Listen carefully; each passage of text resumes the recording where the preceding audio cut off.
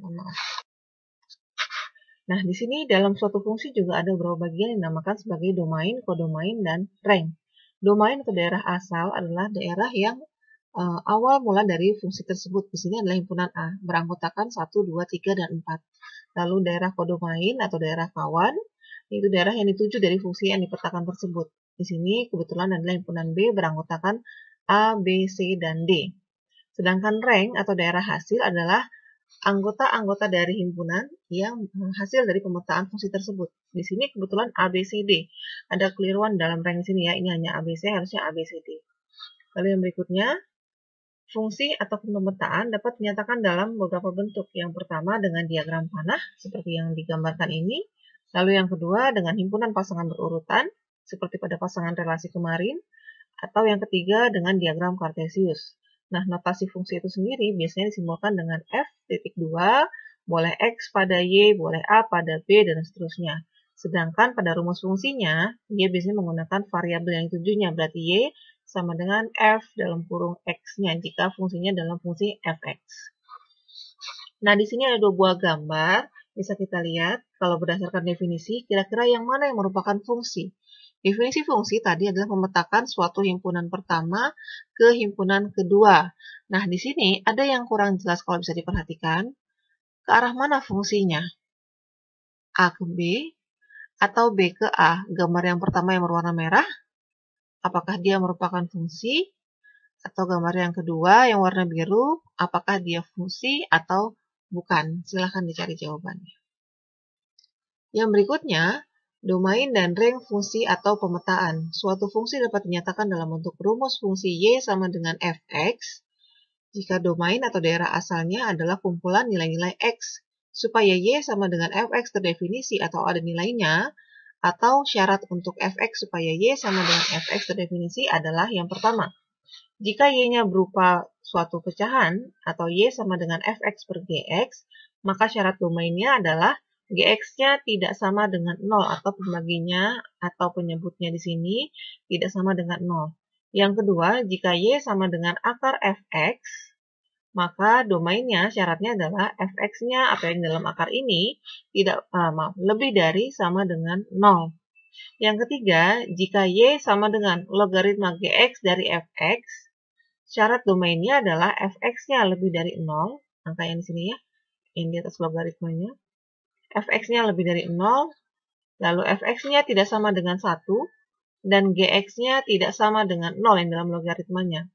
Dan yang keempat, jika Y sama dengan akar daripada Fx per Gx, maka syarat domainnya adalah Fx per Gx lebih dari sama dengan 0, dan Gx-nya tidak sama dengan 0.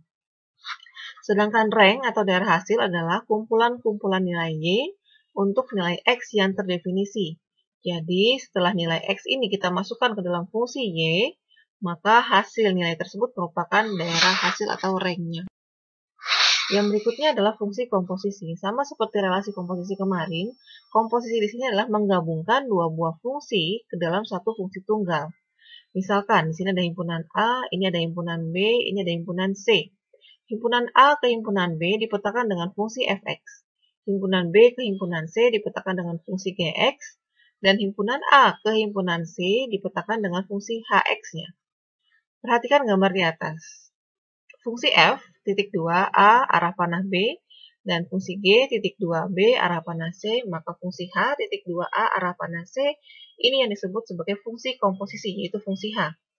Rumus fungsi komposisi di atas adalah fungsi H sama dengan G komposisi F, artinya sama seperti relasi kemarin, kita balik posisi komposisinya. Memetakan fungsi F ke G, itu berarti adalah G komposisi F. Melaksanakannya atau sama dengan dalam kurung G komposisi F dalam kurung X, karena kita menggunakan variabel X di himpunan yang pertama atau himpunan A ini. Sama dengan G dalam kurung fungsi Fx, artinya yang semula fungsinya Gx, karena dikomposisikan dengan fungsi F, maka menjadi G dalam kurung fungsinya Fx. Jadi, fungsi komposisi adalah penggabungan operasi dua fungsi secara berurutan yang akan menghasilkan sebuah fungsi baru atau fungsi tunggal.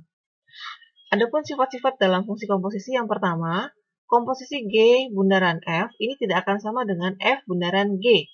Artinya tidak berlaku hukum komutatif atau pertukaran. Ya, bukan kumulatif ini, mohon maaf salah. Lalu yang kedua, dalam kurung H komposisi G, artinya fungsi H yang dikomposisikan dengan G, lalu dikomposisikan dengan fungsi F, ini sama dengan nilai fungsi H yang dikomposisikan dengan fungsi G komposisi fungsi F terlebih dahulu, atau disebut juga berlaku hukum asosiatif. Contoh yang pertama, ini ada 3 buah himpunan. Yang pertama ini ada arah panahnya dari 1, 2, 3, 4, 5. Lalu dengan fungsi fx yaitu 3x plus 2 berarah panah ke himpunan yang tengah menjadi 5, 8, 11, 14, dan 17. Diarahkan lagi ke himpunan yang ketiga dengan fungsi gx yaitu x kuadrat plus 1. Hasilnya 26, 65, 122, dan 197 serta 290. Nah, dari mana angka-angka ini? Sebenarnya awal mulanya dari himpunan yang pertama ini, 1, 2, 3, 4, 5. Dengan fungsi fx ini, kita ganti x-nya dengan angka-angka yang di sini. Kalau x-nya kita ganti 1, maka 3 kalikan 1 tambah 2 adalah 5. X-nya kita ganti 2, 3 kali 2 adalah 6 tambah 2, 8. Berikutnya dengan fungsi gx supaya dapat angka di himpunan yang ketiga nih. Dari yang himpunan tengah ini, 5, 8, 11, 14, 17, kita operasikan dengan fungsi gx untuk mencari daerah di himpunan yang ketiga. X kuadrat plus 1, angka yang pertama 5. 5 kuadrat plus 1 berarti 25 plus 1, 26. 8 kuadrat plus 1, 64 plus 1, 65, dan seterusnya. Sehingga kita bisa mengisi himpunan yang kedua yang tengah dengan himpunan yang ketiga atau yang paling kanan ini. Nah, sedangkan untuk operasi gabungan atau komposisinya, G komposisi fx dari himpunan A langsung menjawab himpunan yang ketiga atau himpunan C ini adalah dengan menggunakan komposisinya. Pertama kita cari dulu G komposisi fx-nya. Ini ya.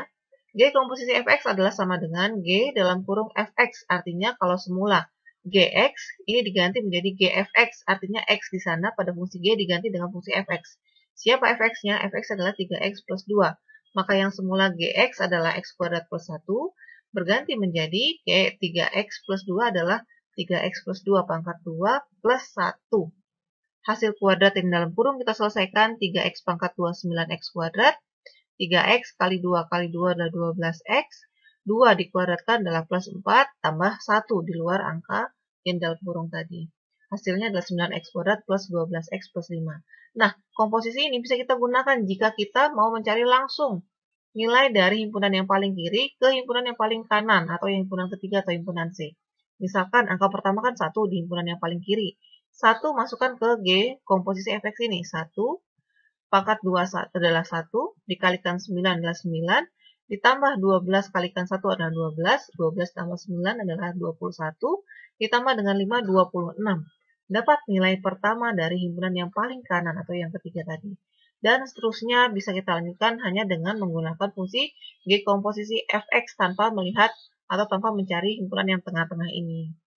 Nah, berikutnya ada latihan di sini, hanya belum diketahui himpunan awalnya, hanya langsung ada fungsi fx, gx, hx, silakan dicari komposisi antara g dengan h, lalu f komposisi h, lalu f komposisi g komposisi hx. Kalau yang c ini, soal nomor 1c, dari belakang dulu, dari h, komposisikan ke g, baru komposisikan ke f. Selamat mempelajari materi hari ini, silakan dicoba latihannya, insya Allah semuanya pasti bisa. Terima kasih. Assalamualaikum warahmatullahi wabarakatuh.